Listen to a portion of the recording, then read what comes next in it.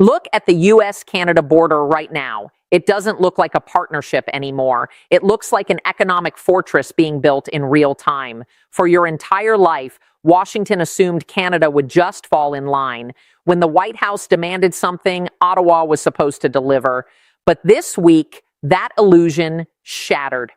Donald Trump tried to crush the Canadian economy. He threatened a 100% tariff. He demanded total obedience. He expected a surrender on his desk by morning. Instead, Mark Carney flipped the board. He didn't apologize. He didn't beg. He simply locked the U.S. out and pivoted to the rest of the world. And now, the fallout is hitting American soil. Supply chains are cracking. The Oval Office is scrambling in real time. And Trump is realizing he just triggered a global realignment he cannot stop. In the next few minutes, I'm going to show you exactly how Canada called the ultimate bluff. I'll show you the receipts Washington is trying to hide, and I'll explain why this unprecedented move is about to hit your grocery bill, your auto industry, and your own wallet. Here is what just happened. It started at 2 in the morning. Donald Trump did what he always does. He grabbed his phone and launched a grenade. He didn't use diplomatic channels. He didn't call the prime minister. He just posted a threat. The demand was brutal. He announced an immediate, across-the-board 100% tariff on every single item crossing the Canadian border. Everything: lumber, steel, aluminum, auto parts, crude oil, electricity. He said the USMCA trade deal was a ripoff. He said America was being bled dry. He gave Canada exactly 48 hours to send a team to Washington and agree to a massive list of new punishing quotas.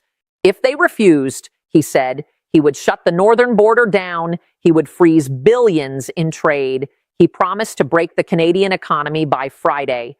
Trump expected the old playbook to work. He attacks. The target panics. The target scrambles. They fly to Washington. They beg for a carve-out. Trump signs a slightly modified deal, holds a rally, and claims a massive victory for America. He thought he was holding all the cards. But Mark Carney did not read the script. Canada's prime minister did not fire off an angry late-night post. He did not go on television to yell. He did not send an apology tour to the Oval Office. Carney picked up the phone, but he didn't dial Washington. He called Brussels. He called Tokyo. He called Seoul. Less than 12 hours later, while the White House was still waiting for Ottawa to surrender, Carney stepped up to a podium. He looked calm. He looked entirely in control. He announced that Canada was triggering a new emergency trade framework, the Global Resource Stability Accord. Canada just committed its vast strategic reserves, rare earth minerals, uranium, excess crude oil, agricultural exports. They took the exact resources Donald Trump threatened to tax, and they locked them into long-term guaranteed contracts with the European Union and the Indo-Pacific. Carney bypassed the United States completely. He took the gun Trump was pointing at Canada, and he simply unloaded it. You need to understand why this is an absolute earthquake. We need to look at the receipts, because what you are watching on the nightly news is missing the entire point. The American economy does not function without Canada. It is a biological fact of the North American supply chain. Let's look at the auto industry. Right now, thousands of trucks cross the Ambassador Bridge between Detroit and Windsor every single day. They carry car parts. A single car door might cross that border 6 times before the vehicle is finished. Trump threatened to tax every single crossing at 100%. He thought he was hurting Canada. But the very next morning, Ford and General Motors hit the panic button. You cannot build a pickup truck in Michigan if the aluminum from Quebec and the stamped parts from Ontario don't show up. You just can't. The assembly lines are designed for just-in-time delivery. If the trucks stop, the factory stops. Within hours of Trump's threat, U.S. auto stocks plunged. Investors are not stupid. They looked at the math. They realized Trump just threatened to bankrupt the American auto industry to score a political point. Now look at energy. This is the receipt they really don't want you to see. The United States pumps a lot of oil, but American refineries in the Midwest and Texas are specifically built to process heavy crude. Where does that heavy crude come from? Alberta, Canada. America needs millions of barrels of Canadian oil every single day just to keep gas prices stable at your local pump. Trump threatened to tariff that oil. Carney didn't argue. He just pointed to the new Trans Mountain pipeline expansion. He pointed to the tankers waiting on the coast of British Columbia. Canada essentially said, if you don't want our oil, Asia will take it all. Reports are already leaking out of the Department of Energy. Internal models show that if Trump actually follows through, gas prices in the American Midwest could spike by $1 a gallon in less than a week. Trump tried to use energy as a weapon. Carney turned it into a shield. And then there is the future, the rare earth minerals. This is the most dangerous part of the whole story. If you want to build a fighter jet, you need rare earth elements. If you want to build electric vehicles, you need lithium and cobalt. If you want to build the servers that run artificial intelligence, you need these critical minerals. China controls most of the global supply. Canada is the only safe, reliable alternative in the Western Hemisphere. For years, the Pentagon has relied on Canadian mining to keep American defense contractors supplied. When Trump threatened his tariff, Carney made his most ruthless move. He signed those critical minerals away.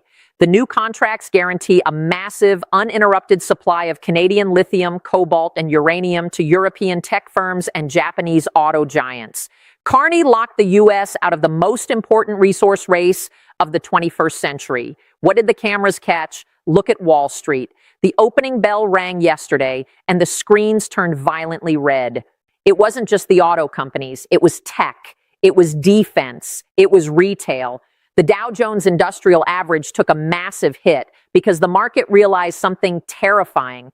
The United States just lost its most reliable partner, and behind the scenes, the panic is deafening. Lobbyists from the Chamber of Commerce are swarming Capitol Hill.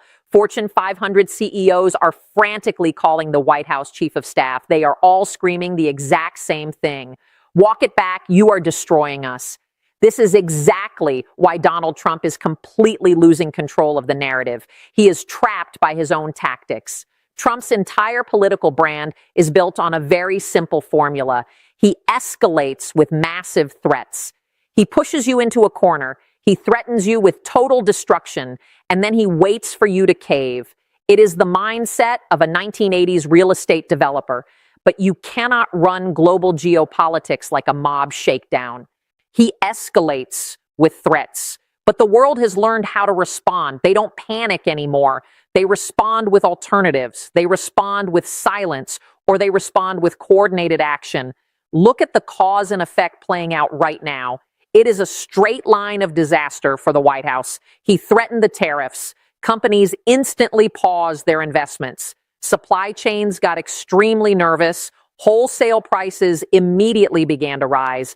And American voters are the ones feeling the pain. His leverage completely backfired. He thought he was holding Canada hostage. But when you threaten your closest ally, you don't look strong. You look completely unstable. You look reckless. Trump is reactive. He acts on impulse. He sees a bad poll number, or he watches a segment on cable news that makes him mad, and he lashes out. He wanted to squeeze Canada to look tough for his base. He wanted to say, I put America first. Instead, he forced Canada to prove they don't actually need him. And now Trump is stuck. If he backs down, he looks weak. His entire strongman image shatters. If he pushes forward and enacts the tariffs, he triggers a recession in his own country. He picked a fight he cannot win. He brought a sledgehammer to a chess match. And he is sitting across the board from a grandmaster. You have to understand why Mark Carney is Donald Trump's absolute worst nightmare. Carney doesn't fight like Trump fights. Trump needs a screaming match. He needs you to get down in the mud with him. He needs to trade insults so he can dominate the news cycle. Mark Carney refuses to play that game. Carney spent his life at the highest levels of global finance. He ran the Bank of Canada. He ran the Bank of England. He understands the hidden plumbing of the global economy better than almost any politician on earth. He uses systems. He uses alliances. He uses markets. When Trump threw a wild punch, Carney didn't punch back. He just stepped aside and let Trump's momentum pull him over a cliff. Carney turns pressure into power. He took Trump's unhinged late-night threat and he weaponized it. He used it as undeniable proof to the rest of the world that the United States is currently too erratic to rely on. He went to the leaders in Europe and Asia and essentially said, look at Washington right now. Do you want your critical supply chains tied to a man who governs by mood swings? Or do you want a stable, reliable, rule-following partner up north? The world chose stability. Carney is playing a long-game strategy. This isn't just about surviving a tariff threat. This is about Canadian sovereignty. For decades, Canada's economy was tied at the hip to the United States. If America sneezed, Canada caught a cold. Carney is breaking that chain. He is diversifying the portfolio. He is building a global coalition that insulates Canada from Washington's chaos. And he has something Trump will never have: absolute credibility with the global markets. When Donald Trump speaks about the economy, the markets brace for a crash. They look for the lie. They look for the exaggeration. When Mark Carney speaks, the markets listen. They trust the math. Carney didn't raise his voice. He raised the cost of ignoring Canada. He proved that true power isn't about yelling the loudest. It's about having the most options. Trump demanded obedience. Canada chose options. Let's zoom out. Because this isn't just a story about two politicians. This is about you. This is about your life. Even if you don't care about Canadian politics, even if you have never crossed the border, Canada touches your life every single day. You are watching history shift in real time. For nearly a century, the United States has relied on a secure, friendly, and deeply integrated northern neighbor. It is the foundation of American superpower status. You never had to worry about your northern flank. You never had to worry about where your aluminum, your timber, or your energy was coming from in a crisis. It was a guaranteed safety net. Donald Trump just set that safety net on fire. What this means for regular people is a direct, unavoidable hit to the cost of living. When supply chains break, you pay for it. It means the cost of building a house goes up because Canadian lumber is blocked. It means the cost of buying a car goes up because the parts network is shattered. It means the cost of heating your home and filling your gas tank goes up because energy markets are terrified. And it means thousands of manufacturing jobs in places like Ohio, Michigan, and Pennsylvania are suddenly at risk. You can't run an American factory without Canadian materials. But the damage goes far deeper than just prices. This signals a massive collapse in global trust. If the United States cannot even maintain a working, stable relationship with Canada, its closest cultural, democratic, and economic twin, who is going to trust Washington? If Trump is willing to extort his closest ally, why would Japan trust him? Why would Germany trust him? Why would South Korea trust him? They won't. They are watching this, and they are making their own plans. Plans that do not include the United States. Trump's version of America First is rapidly turning into America Alone.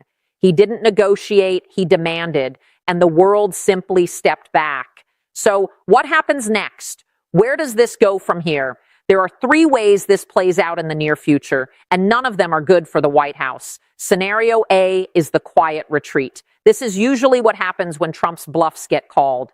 The corporate donors and the Wall Street executives will finally get through to him. They will show him the internal data. They will explain that enacting these tariffs will crash the stock market and trigger a recession right before the midterms. Trump will quietly let the deadline pass. He will go on social media and claim he won massive, secret concessions from Canada that don't actually exist. He will claim victory, but the damage will be done. The new Canadian contracts with Europe and Asia will remain in place. The U.S. will have permanently lost a massive share of its supply chain security. Scenario B is the nightmare: escalation. This is the part where normal leaders usually calm things down. They step back from the brink. But Donald Trump doesn't do calm. If he feels humiliated by Carney's pivot, his ego might take the wheel. He might actually sign the executive order. If he does that, the global markets will crash instantly. And Canada will not sit still. Ottawa will launch immediate surgical retaliatory tariffs. They won't hit everything. They will target specific industries in deep red U.S. states. They will hit agriculture in the Midwest. They will hit bourbon in Kentucky. They will hit manufactured goods in swing districts. The economic pain in America will be swift and it will be brutal. Scenario C is the permanent realignment. This might be the most dangerous outcome of all. The emergency contracts Canada just signed become the new normal. The United States slowly, painfully decouples from the Canadian economy. Prices for American consumers rise permanently. The U.S. defense sector falls behind because it can't source rare earth minerals. And America becomes an isolated economic island surrounded by former allies who decided they could no longer afford the risk of doing business with Washington. We are standing at a tipping point. The old rules of the U.S. Canada relationship are gone. They are burning to the ground in real time. Donald Trump wanted to show the world who was boss. He wanted to rule through fear. But Mark Carney just showed the world that America is not indispensable. He proved that competence and strategy will always beat impulse and rage. The U.S. tried to corner Canada, and Canada simply walked out a door Trump didn't even know existed. Do you think Carney is protecting Canada, or is he daring Trump to overreact and destroy his own economy? Drop your take below. I want to read what you think. And subscribe right now if you want the next update before the mainstream headlines even catch up to the truth.